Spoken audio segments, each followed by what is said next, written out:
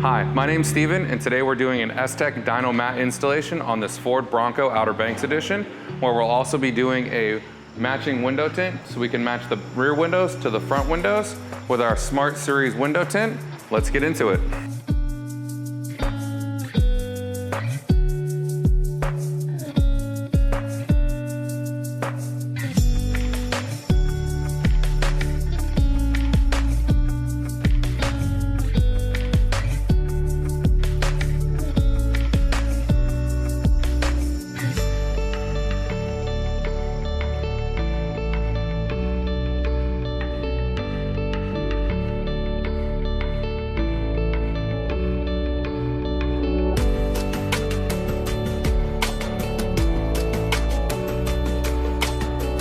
So what Dakota is doing here is he's actually using steam to soften the film and allow it to sit inside the recessed door cup, so it's not gonna have any like stretch marks or lines inside of it. So when you go to reinstall the door, it's actually gonna sit super flush. This allows for super tight fitment with no added lines or anything like that going on.